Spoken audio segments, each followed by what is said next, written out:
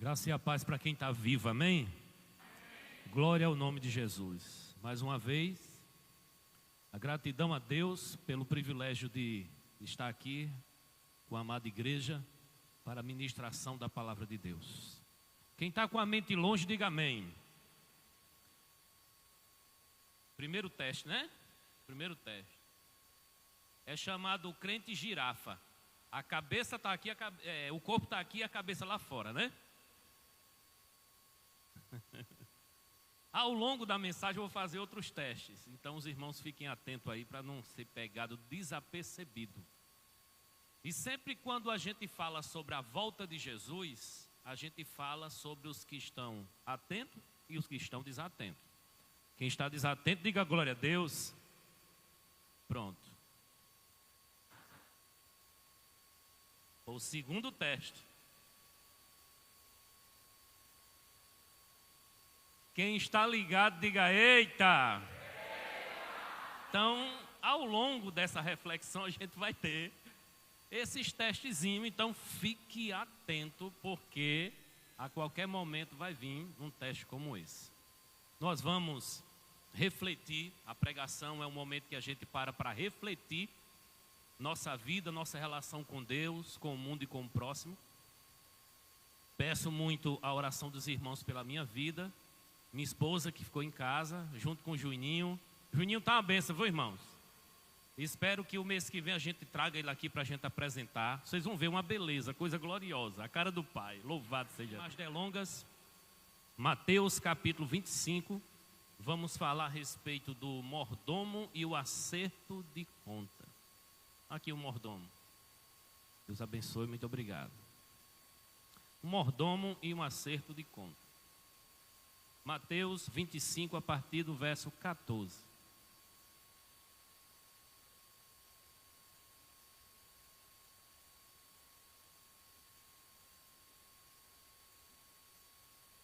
Eu não sei quantos irmãos estavam aqui quando o pastor Evandi falou sobre a mordomia, quando o pastor Messias falou e quando o pastor, a semana passada, o Jailton, falou também sobre essa questão da mordomia. Cada um abordou assuntos interessantes que estão ligados ao serviço no reino de Deus. E eu fui ouvi-los, né? Para poder analisar o que já foi dito para não chover no molhado. Porque esse assunto temático, ele é para o ano todo. O ano todo vai ser falado sobre isso. Então, é interessante tratar de assuntos aqui, relembrando o que já foi dito. E também reforçando aos irmãos que esse assunto, ele sempre é colocado no seio da igreja para trazer consciência. Enquanto eu estiver pregando aqui, eu estaria apresentando, com base nesse texto, vai ser um sermão expositivo, com base nesse texto aqui. E nós estaremos trabalhando 4 consciências que precisamos ter como cristão e mordomo. E essa consciência nos trará uma realidade no dia que o Senhor voltar para um acerto de contas. Por favor, acompanhem comigo essa parábola. Mateus 25, 14.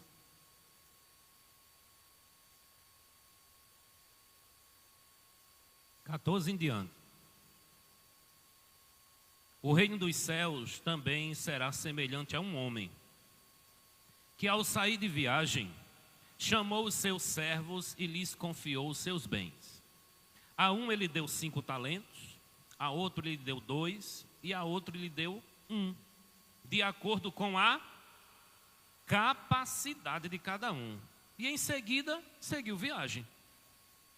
O que havia recebido 5 talentos, saiu imediatamente, aplicou e ganhou mais 5. Também, o que tinha 2 talentos, ganhou mais 2.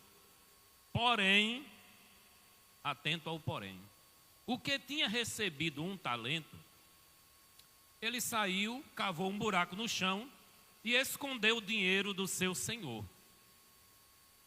Depois de muito tempo, o senhor daqueles servos voltou. Diga, ele voltará. e acertou contas com ele.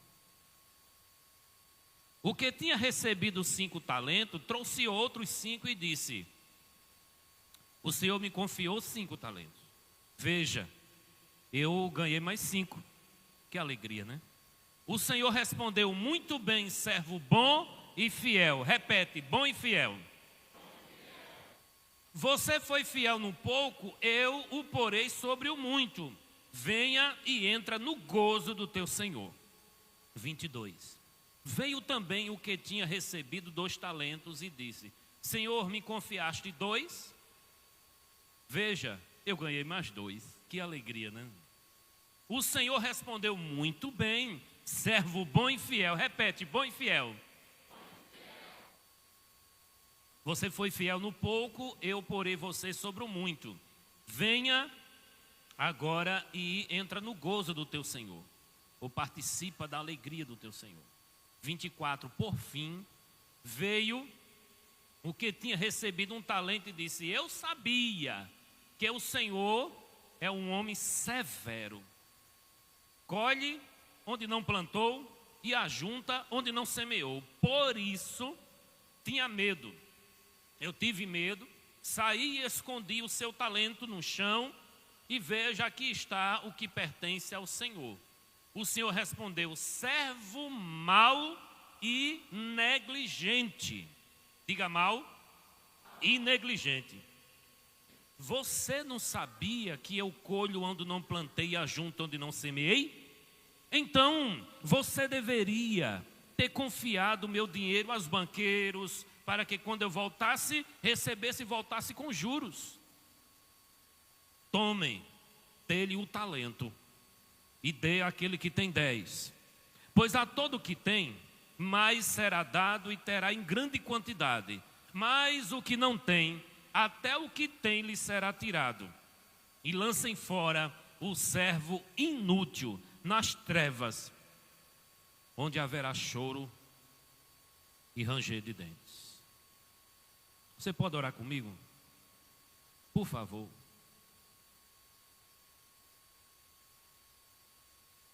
Pense nessa oração no dia em que você precisará prestar conta do teu serviço a Deus. Senhor nosso Deus e Pai Todo-Poderoso, Criador dos céus e da terra, eis-nos aqui, reunidos em teu nome, nesta casa, casa de oração, casa de encontro, casa de oração, adoração e verdadeira entrega ao Senhor. Se estamos aqui, é porque o Senhor é o centro, é a causa, é o propósito maior para estarmos aqui. E o Senhor tem falado conosco através das canções e ministrações ao longo da semana, dos meses, e eu sei que ao longo desse ano muita coisa virá em ministração ao nosso coração. Nesta noite, que essa palavra, ela seja semeada em nosso coração, produzindo consciência, e que esta palavra ela vá e produza o efeito para o qual está sendo mandada, em nome de Jesus. Amém? Amém. Quem está desligado, diga glória a Deus. Estão começando a entender como é que funciona o negócio, né? Parabéns, meus irmãos. 2-1, viu? 2 para mim e 1 para vocês. O Senhor Jesus Cristo, no livro de Mateus, ele é bem pedagógico, porque ele prega e mostra. Prega e mostra. E não nessa série de 6 ou 7 pregações, a última, ele está tratando de o fenômeno mais importante para a igreja hoje, que é a volta do nosso rei. E esse fenômeno sobre a volta do nosso rei, no capítulo 24 e 25 de Mateus, é tratado de uma forma extraordinária. Aqui a gente considera, dentro da teologia, como o apocalipse de Jesus. No capítulo 24, ele trabalha muito bem a questão dos sinais, da certeza da sua vinda. E no capítulo 25, após a sua vinda, tem a prestação de conta. E aí ele vai falar a parábola das 10 virgens, que trata sobre vigilância e ficar atento. E ele vai falar dessa palavra dos talentos e depois dos bodes das ovelhas. Depois da parábola dos talentos, vai falar dos bodes e das ovelhas, dando a entender de que o servo ele não só tem que ficar atento, esperando, ele tem que agir. Diga: agir. E essa ação é em prol do trabalho que Jesus iniciou. Esse Jesus que eu estou falando aqui, que é o Jesus da Escritura, ele disse: como o Pai me enviou, eu envio vocês. E Paulo entendeu muito bem isso quando ele está tratando sobre a igreja como o corpo de Cristo. Todos nós somos o corpo de Cristo e cada um seus membros individualmente. Se somos membros do corpo de Cristo e cada membro do corpo tem uma função, a mensagem está clara: nós temos um trabalho a fazer individualmente, mas coletivo é melhor. Diga: coletivo, junto é melhor. E estamos aqui reunidos para refletir essa realidade. O mordomo, ele vai prestar conta ao seu Senhor. Já foi falado aqui sobre mordomia nas mensagens que me antecederam, e essa consciência da mordomia que tem a ver com serviço, que tem a ver com o trabalho prestado a Deus e ao seu reino, envolve todas as camadas da vida da gente, envolve toda a realidade da vida da gente. E aí, quando é falado a respeito que você tem um tempo, separa ele para Deus, parece que é mais ou menos assim: eu recebo 24 horas, aí dali eu tiro 1 hora para Deus e o resto é meu. Parece que é assim. Incrível, né? Eu estava fazendo uma contabilidade, e essa contabilidade aqui me assustou, porque anotei aqui para os irmãos ficarem atentos aí a uma realidade. Quando 1º de janeiro virou o ano, eu e você, nós recebemos 31.104.000 segundos na conta, para a gente usar o ano todinho. 31.104.000 segundos. Estava na conta para a gente usar, Fernando. O ano todinho. No mês de janeiro tem só 2.592.000 segundos para a gente usar. E no dia de hoje nós temos 86.400 segundos sendo gastos até meia-noite. Amanhã, esse mesmo 86.400 segundos a gente vai estar gastando também. Em 1 hora de culto, nós gastamos 3.600, 7.200 nas 2 horas, de 6 às 8. E nós entendemos que se gastarmos 7.200 segundos no domingo, nós somos merecedores de 1 semana de bênção. A gente tem essa consciência, mas é uma consciência equivocada. Até porque 31.104.000 segundos ele vai pedir de volta. Uma pessoa estava brincando comigo, disse: Gil, teu cabelo está diferente. Eu disse: faz 25 anos que ele está diferente, né? Já faz tempo.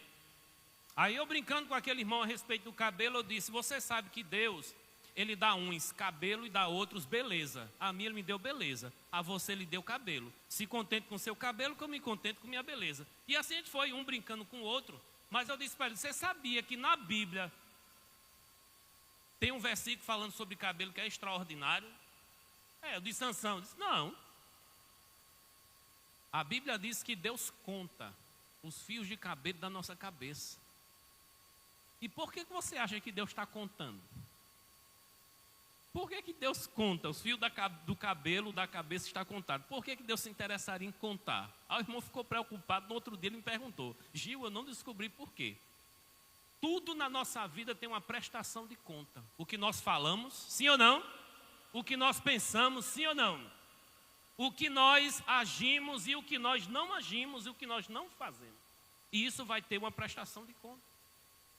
E aí, é claro, se voltando para o texto, essa realidade ela se torna dura. Falar de mordomia é despertar a consciência para 2 fatos: o que fazemos e para quem fazemos. Segunda-feira você vai começar a sua rotina e você precisa saber o que você vai fazer e para quem você vai fazer. Quando o assunto é religioso, todo mundo diz: o assunto é para Deus. Mas quando você está nos seus afazeres de casa, para quem você está fazendo? Quando você está no seu trabalho do dia a dia, junto aos seus colegas de trabalho, para quem você está trabalhando? Essa realidade e essa consciência, ela precisa ser espiritualizada no aspecto de que somos mordomos de tudo que Deus nos deu. A vida, somos mordomos dela para um dia devolvê-la. O Espírito que o Senhor nos concedeu, olha o que diz em Eclesiastes: o pó voltará ao pó de onde veio, e o espírito voltará para Deus que o deu. Voltar para Deus não significa ir para o céu. Voltar para Deus significa vai prestar conta e uma turma vai subir e a outra vai descer. A que vai descer, diga amém.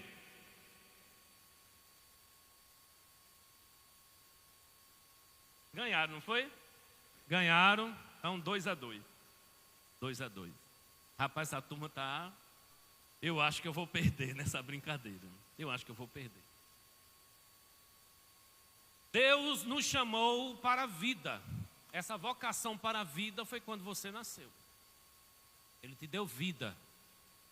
Essa vida em abundância que fala lá em João tem a ver com a vida plena, uma vida completa.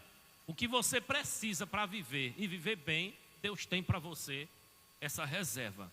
A primeira vocação para nós é a vocação à vida. O fato de você viver não significa que morrer vai para o céu. Porque precisa acontecer com você algo para você ir para o céu.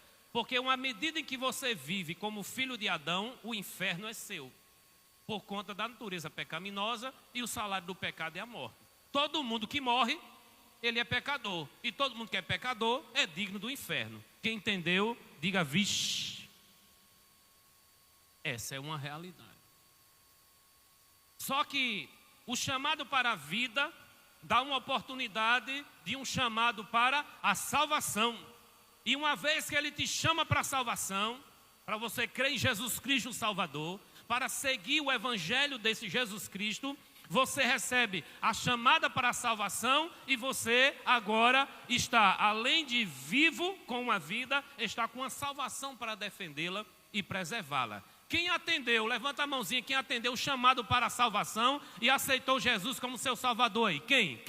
Quem? Agora você tem a vida e você tem a salvação. A vida física e a vida eterna. Mas tem um outro chamado que Deus dá para a gente. Além de prestar conta da vida, da salvação que Ele nos deu, nós temos um ministério. Ele também nos chama para o ministério. Ele disse, não foste vós que me escolhesse, mas eu escolhi vocês. E vos nomeei para que você vá e dê fruto e o vosso fruto permaneça. Nós estamos diante de 3 realidades. A vida que Ele nos deu, a salvação que Ele nos outorgou em Cristo e um ministério para poder prestar serviço ao reino de Deus em várias áreas da vida. A Bíblia também diz que Ele nos deu talento natural, que é diferente de dons espirituais. Nós não podemos confundir tocar com evangelizar. Nós não podemos confundir cantar com pastorear.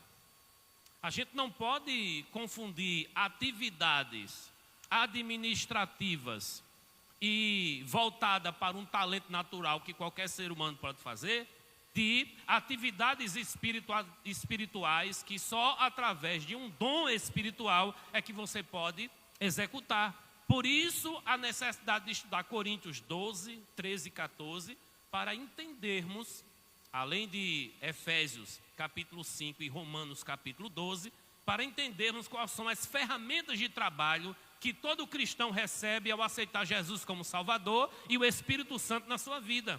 Nós somos mordomos de um reino espiritual, com armas espirituais e com inimigos espirituais. Por isso precisamos de consciência espiritual para essa batalha do dia a dia. Amém?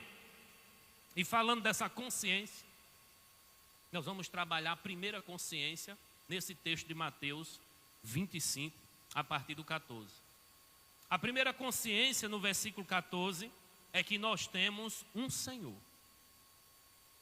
Se nós temos um Senhor, Kyrios, nós temos um dono, no grego. Essa palavra Senhor, às vezes no Antigo Testamento, é a tradução para Iavé, o nome próprio de Deus no Antigo Testamento. Esse Senhor que é dono, Ele não só é dono da igreja de forma coletiva, Ele é dono de cada crente nesta igreja. Amém? Ele não só é dono da sua vida, Ele é dono de cada órgão que está no seu corpo. Ele é dono de cada talento que foi entregue a você e você granjeia com esses talentos.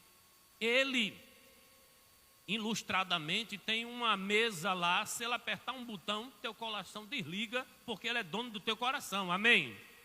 Só que nós temos uma consciência perigosa de que o coração, para ser de Deus, a gente tem que entregar. E a gente canta isso, sim ou não? Senhor, eu te entrego o meu coração. Nós pregamos isso às vezes. Quem está aqui e quer entregar o seu coração para Deus? A gente não tem essa prática de perguntar quem quer entregar. Como é que eu vou entregar uma coisa que já é dele?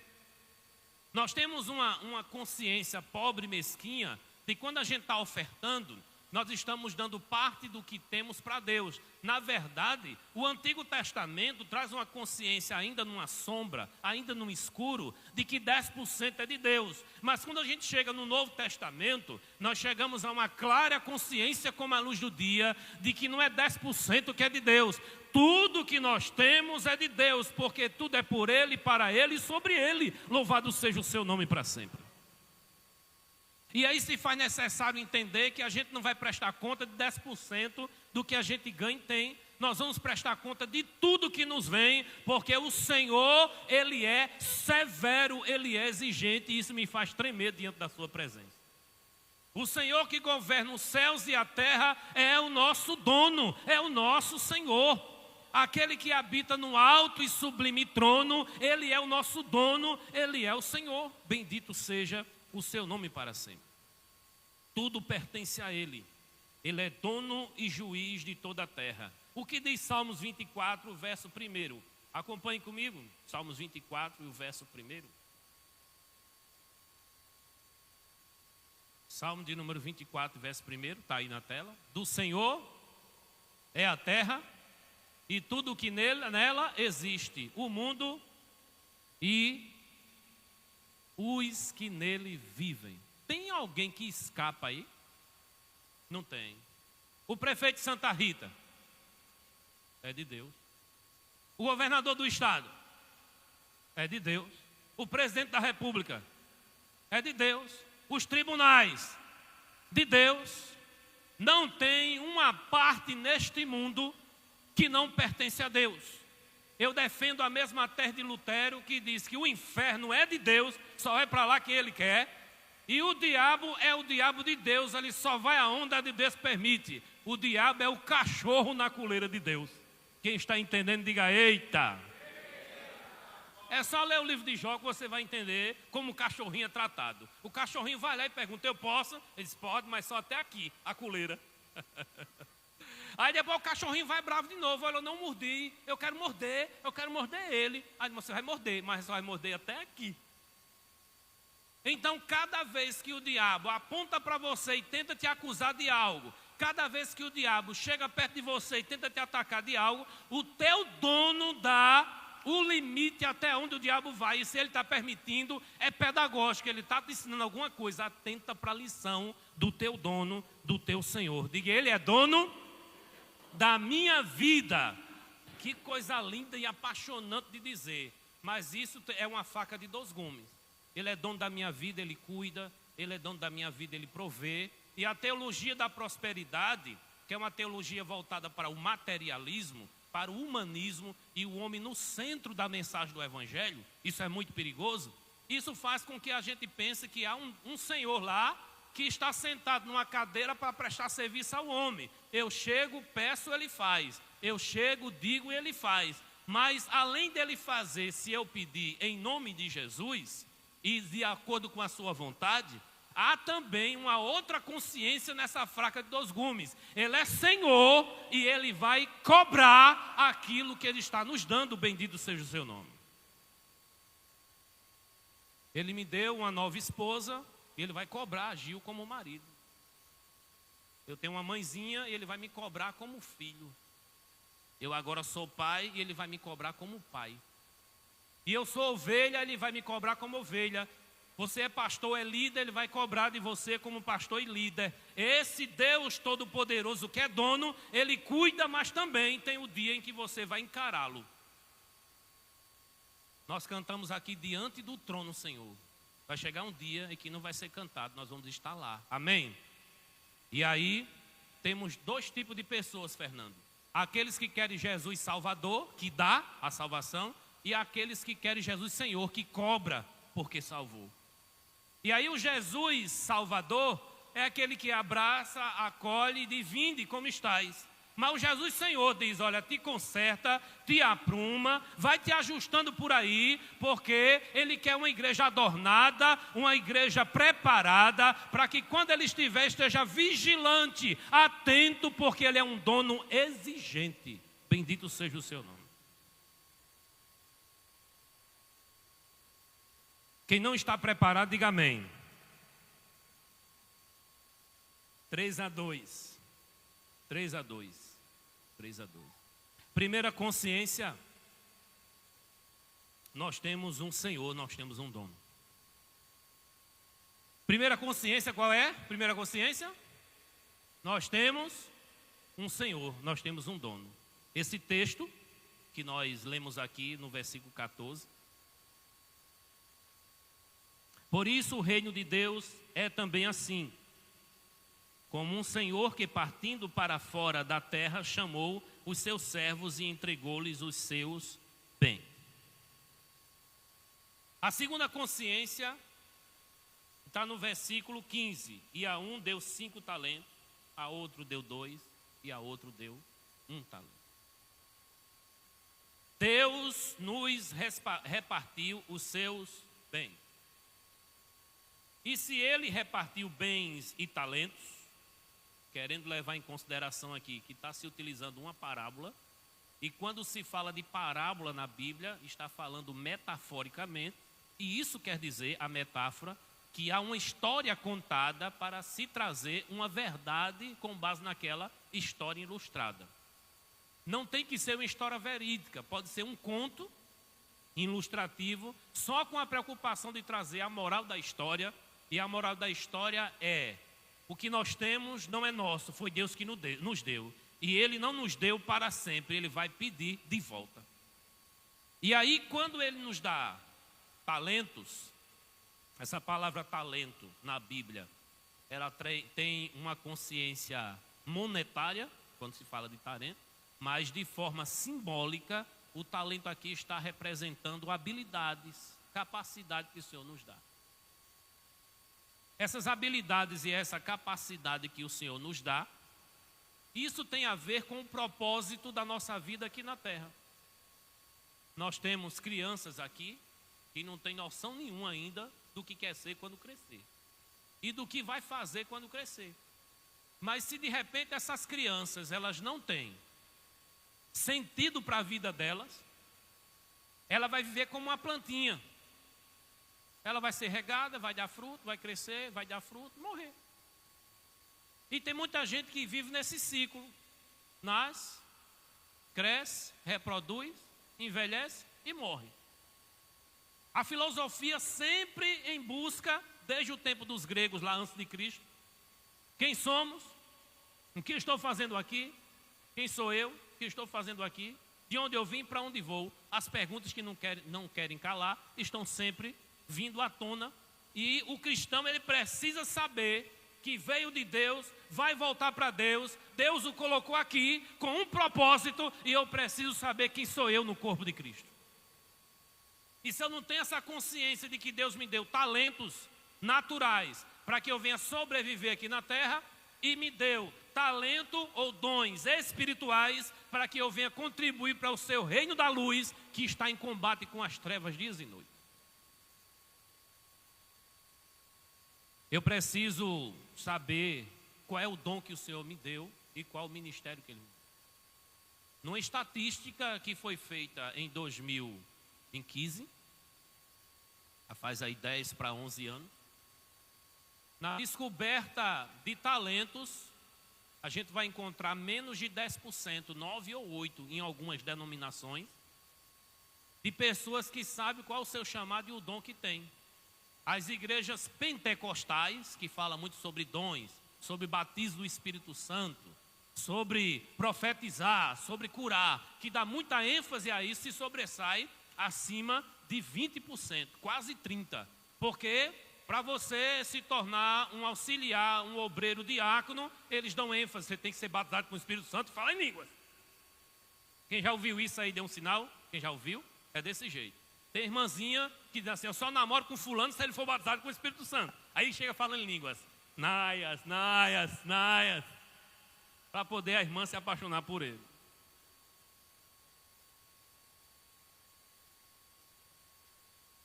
Cada trabalho tem que primeiro fazer aquela perguntinha: já foi batizado com o Espírito Santo? Porque há dois grupos que defendem ideias diferentes sobre essa ideia do batismo. Os irmãos sabem que o Espírito Santo, ele habita no crente à medida em que ele se converte, para o regenerar, o santificar e o manter como uma nova criatura até um dia que Jesus voltar. Efésios capítulo 1 deixa isso aí muito claro. Uma vez ouvindo a palavra de pregação, entendo nele crido, foste selado com o Espírito Santo da promessa, que é o penhor para que o resgate um dia o proprietário venha receber. Então o Espírito Santo é uma garantia para que o proprietário um dia venha e diga: é meu.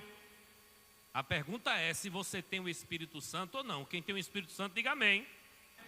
Vocês estão ligados? É o Espírito Santo de Deus na tua vida que é a garantia do resgate e da propriedade. E alguns dizem que ter o Espírito Santo não é o suficiente. Você tem que ser batizado com o Espírito Santo. E ser batizado é uma segunda bênção depois da presença do Espírito Santo.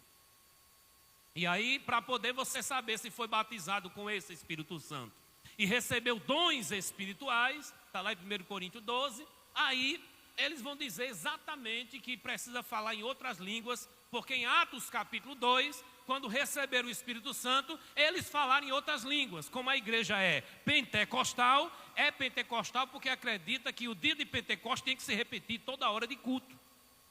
E aí essa ideia de pentecostal é: se você crê no batismo com o Espírito Santo como a segunda bênção e a evidência é línguas estranhas, você tem que falar em outras línguas, que alguns dizem que é a língua dos anjos e outros dizem que é a língua aqui da terra. Fica essa confusão até as pessoas buscarem na Escritura qual é a realidade disso. E quem quer aprender mais sobre isso, Escola Bíblica Dominical, amém? Amém! Dia 1º de fevereiro vai ter o aulão aqui e você está intimado a se alistar no quartel das Escrituras para não passar vergonha. Procura apresentar-te a Deus aprovado, como obreiro que não tem do que se envergonhar e que maneja bem o celular, amém? 3:3. Não é que maneja bem o celular. É o celular? Não é, não é.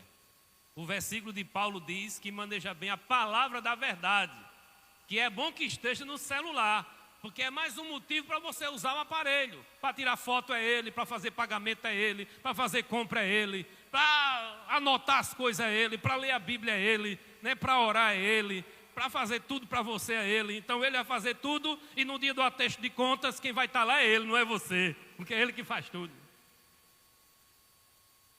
Brincadeiras à parte. Primeira consciência, nós temos um Senhor. A segunda consciência, nós temos um Deus que repartiu os seus bens. Habilidades naturais para você ir desenvolvendo. Não tem para quem invejar o outro, porque Deus também deu talento a você, habilidade a você, mas Ele também distribuiu dons.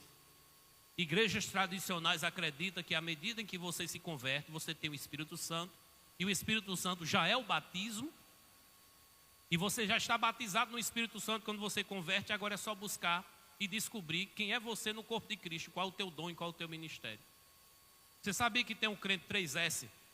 3S, SSS. Sabia disso? Sabia não, Fernando? Tem um crente 3S, sempre sentado e satisfeito. É 3S. Ele às vezes é confundido com um crente vagalume. Acende, apaga. Acende, apaga. Ou com um crente guiné. Estou fraco, estou fraco, estou fraco. No domingo ele acende, na segunda ele apaga. Na terça ele acende, na quarta ele apaga. Na quinta ele acende. Como ele não tem luz própria, ele depende de vir em algum lugar ou ir para algum lugar para poder acender. Olha, tem uma caravana de profeta lá no Liceu Paraibano. Ele vai, eita profeta! Aí ele chega lá.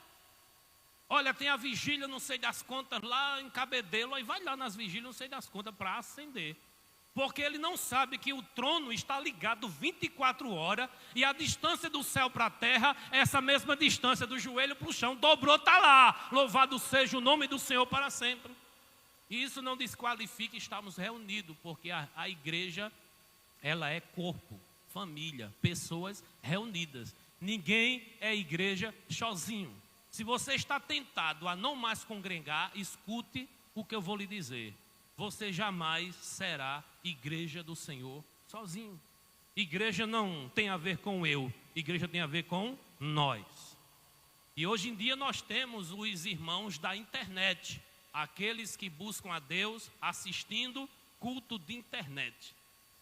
O maior erro, dentre alguns que a gente pode considerar, é a igreja aceitar a consciência de que vem ao culto para sentar e assistir o que está sendo cultuado. Jamais serás um adorador de Deus se você senta para assistir. Aqui não é teatro com apresentações, enquanto uns fazem, outros aplaudem, enquanto uns ministram, outros se arrepiam e choram. Aqui é todo mundo sacrificando o seu corpo como um sacrifício vivo, santo e agradável ao Senhor. Todos são adoradores, todos são mordomos, todos são ministros, e a Ele, somente a Ele, toda honra, glória e louvor. Não seja mais espectador, entre em ação e adore aquele que vive e reina para sempre, o Senhor da tua vida, dos teus talentos, dos teus dons, porque a Ele prestarás conta. Essa é uma realidade. A palavra talento na Bíblia, eu fiz algumas anotações aqui. A palavra talento na Bíblia, que é talenton no grego, traz naquela época a ideia de uma medida monetária de 30 quilos de prata. Quando diz assim, ó, eu entreguei um talento, é a mesma coisa que entregar 30 quilos de prata a uma pessoa para ela tomar conta. Imagine, Marquinho, alguém chegar para você e entregar 30 quilos de prata. Aí você vai dizer assim, eu não sei nem quanto vale isso. Vá saber. Eu não sei nem como eu faço para multiplicar isso. Eu digo, vá trabalhar. Seja diligente, corra atrás. E aí, a medida da época, para se entender o que era um talento, era a medida de 6.000 denários. Aí você vai dizer, o que é denários? Então, quando uma pessoa ia fazer uma diária na casa de alguém, trabalhava o dia todo, recebia um denário. Então, quanto vale um denário? Um dia de trabalho. Então, quando a gente fala de 6.000 denários, a gente está falando aí dessa quantidade de 30 quilos de prata, que é um talento. Então, um talento são 6.000 dias de trabalho. Se a gente for fazer um cálculo daquela época, daria uma média de 20 anos. Se for fazer um cálculo para agora, daria uma média de 15 anos de trabalho. Vamos trabalhar para a época. 20 anos de trabalho tem a ver com um talento que foi entregue àquele que enterrou. E aí, se a gente for considerar aquele que recebeu 2 talentos, aquele que recebeu 5 talentos, aí a gente vai multiplicar isso aí. Vamos fazer um cálculo aqui rápido. Se a gente fosse considerar aqui um ano de trabalho no salário anterior, 1.500, a gente teria aí um ano de trabalho, 18.000. Se a gente for considerar aí 20 anos de trabalho com base no salário anterior, aqui no Brasil, 360 mil reais entregue a esse irmãozinho aí que enterrou um talento. Quer dizer, eu vim para ouvir a Bíblia, agora é matemática. Não, só para você entender por que é que ele foi lançado nas trevas interiores. Por que é que ele foi severamente punido. Aquilo que o Senhor granjeou com 20 anos de trabalho, entregou a um irresponsável. Quem é irresponsável, diga amém.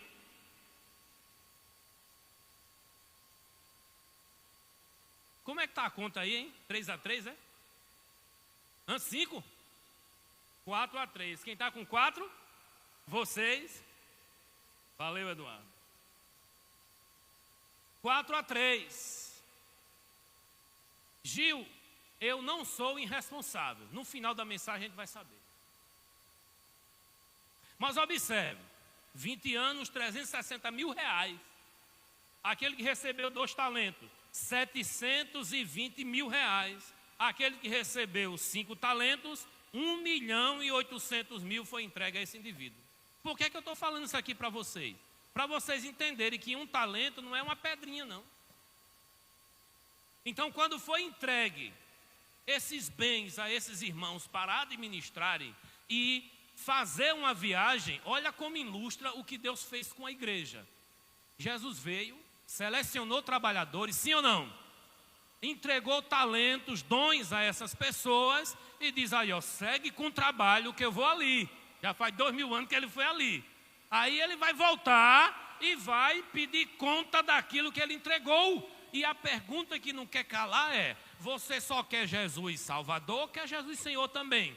Você só quer o dono da bênção, ou melhor, a bênção, ou quer também o dono da bênção? Nós precisamos despertar para essas consciências. A terceira consciência é que o Senhor recrutou servos e ele voltará ao encontro dele. Por que é que a gente precisa dessa consciência de que Jesus vai voltar? A volta dele tem que ser, na nossa consciência, certa, visível e gloriosa, como em Mateus 24 destaca isso aí muito bem. Vamos só relembrar como vai ser a volta de Jesus, Mateus 24, a partir do versículo 29. 24, 29. Só para a gente relembrar que ele deixou muito claro que vai voltar. Está aí na tela, né? Esse é um texto que assusta os pré-tribulacionistas, né?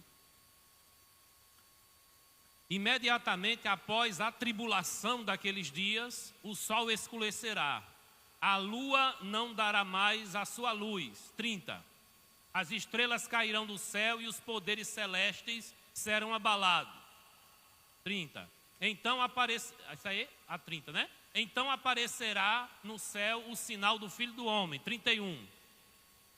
E todos os povos da terra se lamentarão e verão o Filho do Homem vindo sobre as nuvens do céu com poder e grande glória. 31. E ele enviará os seus anjos com grande som de trombeta. Na minha versão diz que ele juntará os seus escolhidos. É importante ter essa consciência de que ele vem. E se você está atordoado ao ponto de dizer, faz tanto tempo que ele não vem, estão fazendo do Brasil uma bagunça, estão fazendo do mundo um ringue, onde cada um manda bala para o outro, tira a vida do outro de uma forma tão irresponsável, sem temor a Deus. O mundo está cambaleando como um bêbado, caminhando para a perdição. E por que o Senhor não vem ainda? Parece que ele não vem. Leia Mateus 24. Parece que ele não vem. Leia 1 de Pedro, capítulo 3. E lá tem uma consciência muito clara. Leia o livro de Apocalipse todo, porque lá tem uma consciência muito clara. Não é pelo fato de o nosso relógio dizer que está demorando, que ele está demorando. Porque para Deus tudo é um hífen. É tudo segundos. Não existe um crono no tempo de Deus. Existe um kairos. Existe uma realidade que ainda precisa acontecer até que ele venha. Mas ele disse, não se turbe o vosso coração. Creia em Deus e creia também em mim. Na casa do meu pai há muitas moradas. E se não fosse assim, eu teria dito, porque eu vou preparar lugar. E quando eu for e vos preparar lugar, eu virei outra vez e vos levarei para mim mesmo, para que onde eu estiver, estejais vós também. Bendito seja o nome do Senhor para sempre. Eu tenho pena do testemunho de Jeová. Se tiver algum aí, meu sentimento. Porque o testemunho de Jeová, Eduardo, ele diz assim, já está lotado o céu. Só vai 144 mil. Interpretação errada de Apocalipse 7. E aí ele diz, na terra nós vamos ficar, todos que servemos a Jeová. Ou seja, tem que ser testemunho de Jeová para ficar na terra. Eu sei que a Bíblia diz em Malaquias que não vai ficar nem raiz nem ramo. E diz 1 de Pedro capítulo 3 que tudo que existe agora está entesourado para o fogo. E não vai ser mais destruído por água. Se aguentar o fogo, fica. Não tem problema nenhum, não é?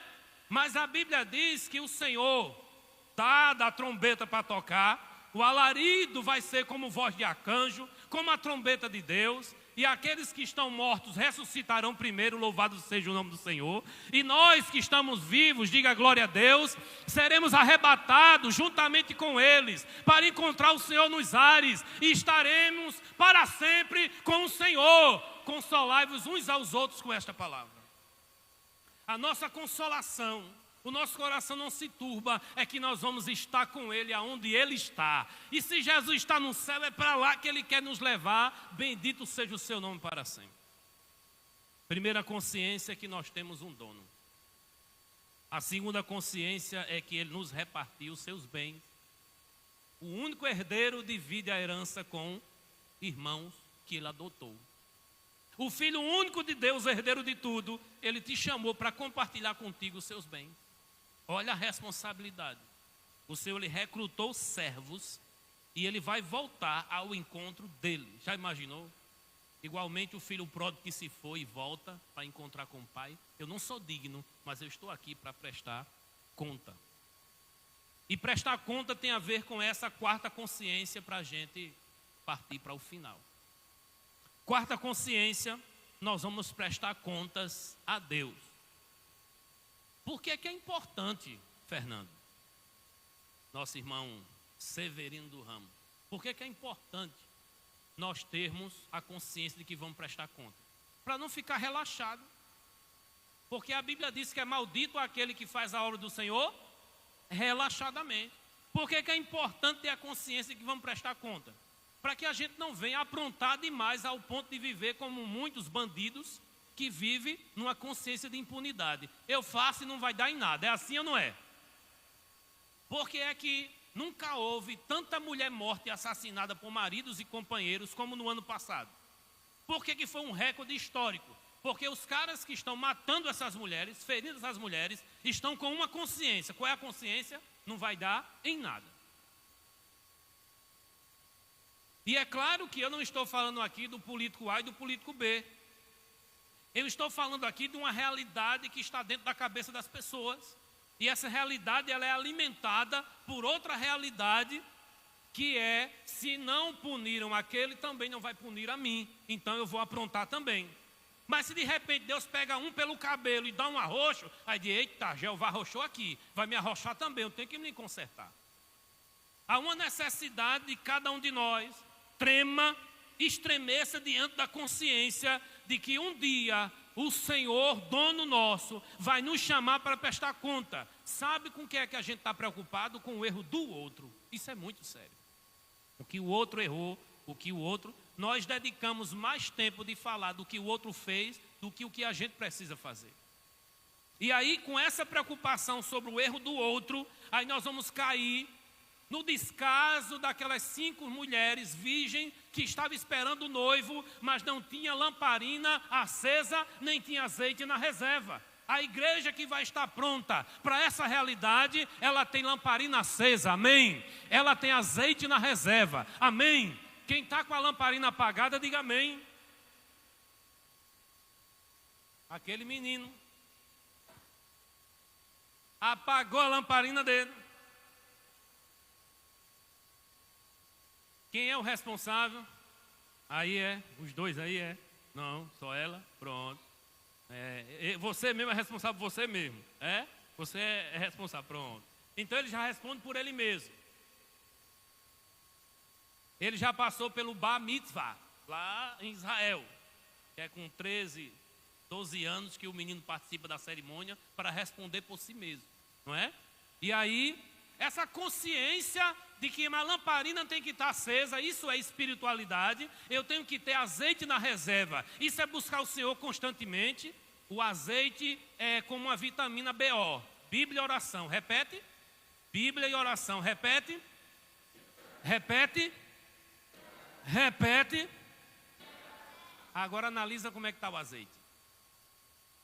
Se o azeite é Bíblia e oração, analisa como é que está. Só analisa essa semana. Ou esses dias, quando o ano começou. Do dia 1º para cá, dia 25 hoje, né? 25 dias, como é que está o azeite? Toca aí no vaso, toca aí em quem está do teu lado, pergunta como é que está o azeite. É Bíblia e oração, é isso que mantém o azeite. Nós precisamos da lenha e precisamos de estar dando conta disso. Eu encontrei um irmão afastado muito tempo da congregação, do seio da igreja. Eu estou caminhando para encerrar. E aí eu perguntei para ele, e aí irmão, como é que está a caminhada? Como é que estão os serviços prestados a Deus? E aquele dom, aquele talento que o Senhor te deu? Esse vai indo como Deus quer e consente. Você tem um tempinho para mim, irmão? Eu disse, tenho. Ele disse assim, olha, tem texto na Bíblia que diz que coisas Deus consente e coisas Deus quer. Deus quer uma coisa, mas Ele consente outra. Porque tem coisa ruim que acontece na vida da gente que Ele consentiu, mas não é realmente o que Ele quer. Como, por exemplo, se afastar da comunhão, a gente aprontar. Tem muita coisa que Gil aprontou que não era o que Deus queria. Ele consentiu para depois puxar o cabelo de Gil. E aí, nessa realidade que eu estou colocando aqui, eu disse para ele assim, irmãos, um crente, quando ele está fora do braseiro, ele vira carvão. Ele não tem fogo próprio. Ele não se acende sozinho. Ele precisa voltar para a fogueira acesa, amém? E ai de nós se aqui tiver apagado quando o desviado chegar. Ele volta do mesmo jeito como ele entrou. A igreja precisa de azeite, amém? A igreja precisa de lamparina acesa, amém? Precisa de um povo voltado para a escritura, voltado para a oração, vigiando de dia e de noite, porque o Senhor está às portas.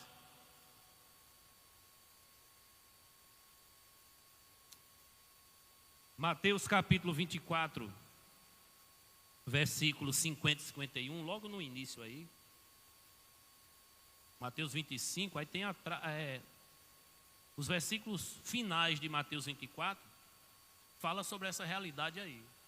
O Senhor daquele servo virá em um dia em que ele não espera e em uma hora em que não sabe. 51. Ele o punirá severamente e lhe dará lugar com os hipócritas, onde haverá choro e ranger de dentes. Olha mesmo, a gente chamar um monte de gente de hipócritas e de repente, no final das contas, a gente se juntar com eles. Aí eu imagino um flamenguista, olha mesmo, um flamenguista dizendo para mim, no dia do acerto de contas, olhando para mim e falei, vascaíno, tu crente, da primeira igreja batista, pregador, e tu aqui, junto da gente, quem diria, batesse tanto, e agora tu aqui, toma. Quem quer ouvir um toma, diga amém.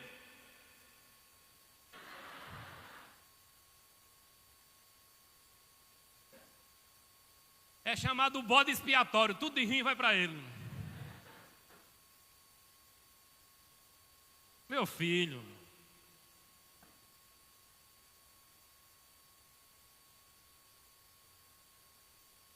Vou aproveitar a tecnologia aí, para o irmão colocar, por gentileza, Romanos 14, 12. Coloca Romanos 14, 12 aí.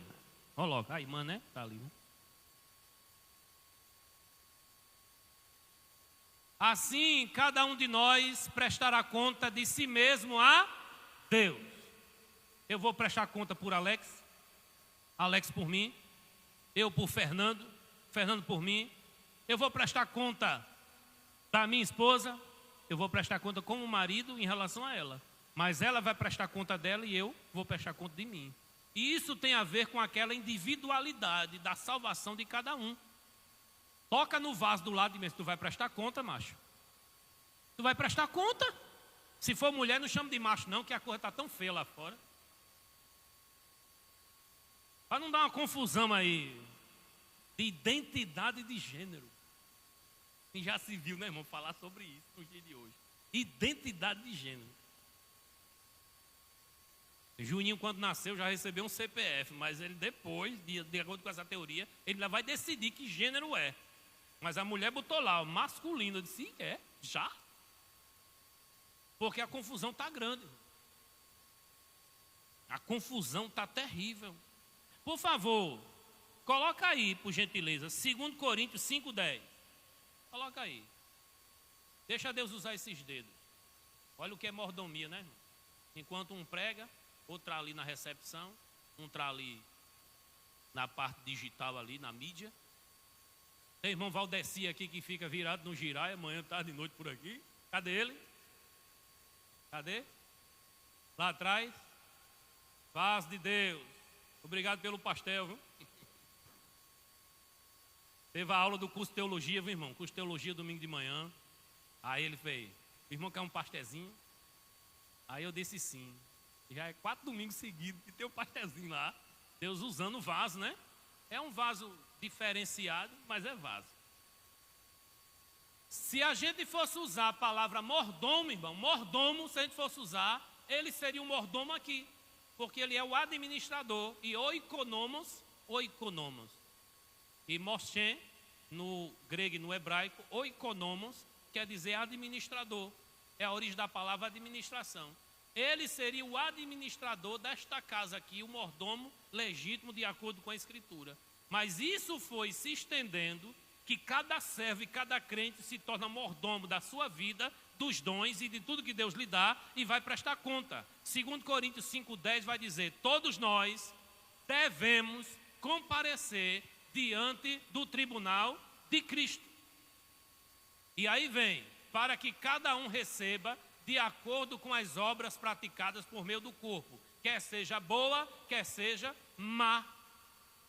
Coloca aí para os jovens, Eclesiastes 11, 9, coloca aí, para os jovens.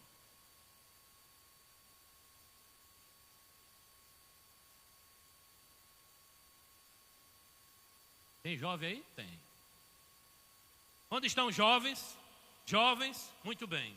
Olha, esse texto não negocia, diz alegre-te. Olha mesmo, se alegra jovem, aleluia, jovem murcho, né? Jovem atrofiado, jovem encolhido, desanimado, não. Alegra-te jovem na tua mocidade, aproveita. Seja feliz o seu coração nos dias dessa tua juventude. Aí vem o porém. Ande pelos caminhos do teu coração e conforme tudo que agrada aos teus olhos. Vai, dá lugar, terra. Mas saiba que por todas as coisas Deus vai pedir conta. Ou seja, você vai estar diante do julgamento de Deus. Deus vai julgar todas as coisas. Não é proibido o jovem se divertir, não é proibido o jovem se alegrar. Olha, há uma liberdade para você curtir a sua juventude, mas preste atenção a algo, vai ter o acerto de conta, meu mordomo. Ainda em Eclesiastes capítulo 12, os últimos versículos aí, o 12 e o 13, para a gente encerrar.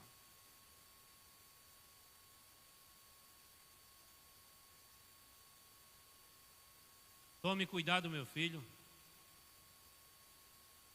com qualquer coisa além dessas palavras. Não há limite para produzir livros e estudar, enfado é da carne, enfado é do corpo. De tudo que se tem ouvido, aqui está a conclusão. Tema a Deus e obedeça os seus mandamentos, porque isso é o essencial para o homem. 14. Pois Deus trará a julgamento ou pedirá conta de tudo que foi feito, até mesmo tudo que está escondido, seja bom ou seja mal. Irmãos, a gente vai fazer uma oração aqui,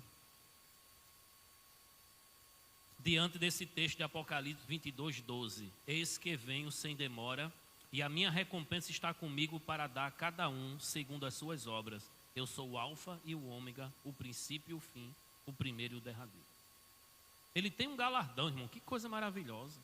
Olha como foi lindo essa parábola, né? Muito bem, servo bom e fiel. Foste fiel no pouco e sobre muito te colocarei. Entra no gozo do teu Senhor. Olha que coisa linda, ó. Ele vai reconhecer, primeira observação. Segundo, ele vai promover. E terceiro, ele vai convidar para festejar. Então nós temos aí uma expectativa muito positiva. Mas para aqueles que receberam talento, vida, saúde, habilidades, dons espirituais, e não fez caso disso como quem não vai prestar conta, ou se vai prestar conta com a consciência errada, de que pode enterrar e devolver do jeito que foi, e no boi marido Deus dará, e de repente, quando chegar diante do Senhor, ele vai dizer servo mau e negligente, vai ter uma classificação. Olha, você deveria ter feito isso e isso, mas você não fez, então por omissão você vai ser condenado. E ele vai dizer, apartai-vos de mim que eu não vos conheço para alguns. Ele vai dizer, lançai nas trevas exteriores, e ali vai haver ranger e dente. Aquele que tem, terá em abundância, mas aquele que pensa que tem, lhe será tirado e dado a outro que tem. É o final da história. Há uma necessidade de eu trazer essa consciência para você. Nosso Deus é Deus de amor, mas também é fogo consumidor. Isso não implica dizer que qualquer erro que você vai cometer, ele já vem e vem fulminar você, porque ele é um Deus de misericórdia. E é diante dessa misericórdia que nós vamos orar agora. O braço de misericórdia vai te levantar, a mão da graça vai te carregar, e você vai chegar até o fim, e aquele que perseverar até o fim será salvo. A salvação é mérito de Cristo, foi Ele quem comprou, e é Ele quem nos deu, é graça de Deus, é dom de Deus, diga amém. Mas a recompensa pelo trabalho é cada um individualmente diante do tribunal de Cristo. Você pode ficar de pé?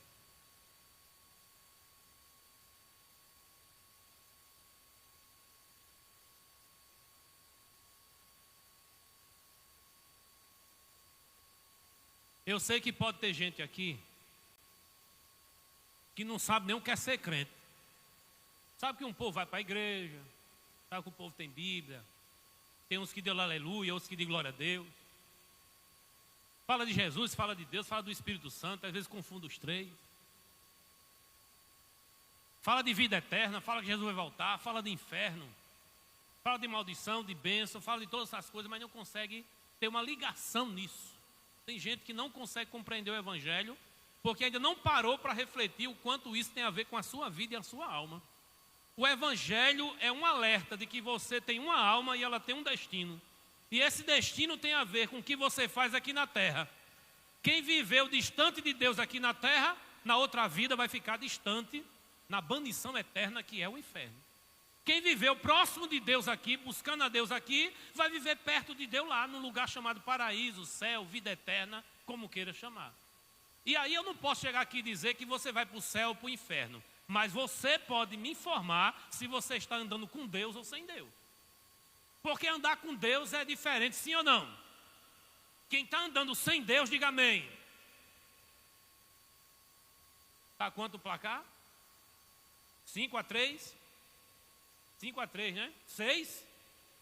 5. 5 para vocês, 3 para mim. Palmas para vocês. Palmas para vocês.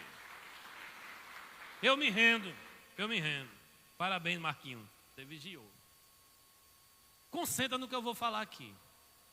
A igreja tem uma missão muito séria de falar para o mundo de que Jesus vai voltar e que teremos 2 tribunais. O primeiro tribunal é para saber quem sobe e quem desce. A gente vai ver isso aí em Mateus 25, a partir do verso 31. Bodes e ovelhas. E a gente vai ver também isso aí lá em Apocalipse, a partir do capítulo 21 ali, tem uma preocupação geral com a questão do juízo do grande trono, onde quem não estiver escrito no livro da vida vai ser lançado num lago que arde com fogo e enxofre, é chamado de segunda morte, é chamado de inferno. A igreja tem essa missão também de alertar aqueles que aceitaram Jesus como Salvador, que tem o seu nome escrito no livro da vida, a dizer, não parou por aí, tem prestação de conta também para crente. E a Bíblia diz que Deus vai começar pela igreja o seu julgamento. Se faz necessário a igreja acordar.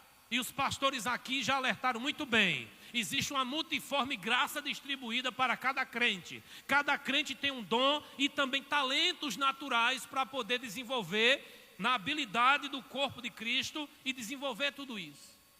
Não há inúteis na casa do Pai. Mas se você não trabalhar, enterrar o que ele te deu, ele vai dizer: lançai o servo inútil nas trevas exteriores e ali haverá choro e ranger de dente. Eu acho que você não deve ficar nessa sozinho. Pega uma mão de alguém aí que está do seu lado. Vamos segurar uma mão do outro, porque a gente não pode ficar desapercebido, porque ele vem. E ele vem buscar a sua igreja, mas para uma prestação de conta.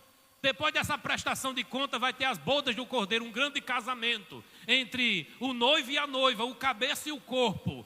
E depois de tudo isso aí, dessa grande ceia, dessa grande celebração, estaremos para sempre, para toda a eternidade, adorando, vivendo e desfrutando da eternidade dos bens celestiais, entesourado no mistério de Deus para a sua igreja. Eu sei que você está dizendo: olha, eu tenho muita falha. E você acha que eu não. Olha, eu sou muito limitada. E você acha que eu não. E aí, é claro que 30 anos de caminhada, altos e baixos aconteceram. Mas eu sei que eu vou prestar conta, arrebentado do jeito que for. Eu tenho que trabalhar para Jesus, porque eu vou prestar conta diante dele. E ele me deu uma ferramenta e eu tenho que estar usando essa ferramenta. Ele te deu uma ferramenta e você tem que estar usando essa ferramenta. E aí, é claro, vai ter dedo apontando, vai ter gente querendo desanimar, mas a igreja precisa estar assim, ó, junta, unida, porque a mordomia foi entregue à igreja, mas cada mordomo vai prestar conta diante de Deus. Me desculpe se estender mais um pouquinho, mas eu quero orar por você e com você. Amém? Senhor nosso Deus, nosso Pai Todo-Poderoso, Criador dos céus e da terra. Quem sou eu? Quem somos nós para que o Senhor venha recrutar-nos para essa grande batalha, a batalha da fé? Mas o Senhor nos deu ferramentas, o Senhor preparou tudo, o Senhor sabe o inimigo que temos, a batalha que enfrentamos dentro de nós, fora de nós. O Senhor sabe a missão árdua que é ser igreja, mas nós sabemos o dono, nós sabemos o Senhor que nós temos, um Deus Todo-Poderoso que criou os céus e a terra, que habita no alto e sublime trono, que comanda o universo, soberano e tem tudo sob o controle da sua mão. E é essa mão graciosa que nós imploramos que estenda para este lugar, e essa misericórdia que se renova a cada dia, que o Senhor traga para a nossa vida, para que possamos seguir firmes e constantes, sempre abundante na obra do Senhor, sabendo que no Senhor o nosso trabalho não é em vão. A Ele honra, a Ele glória, a Ele louvor pelos séculos dos séculos. Amém. E aplaudindo aquele que vive e reina para sempre, por toda essa graça derramada sobre nós. Louvado seja o nome do Senhor. Pode sentar. Obrigado mais uma vez. Meu pastor Evandir, obrigado por essa honra, por esse privilégio.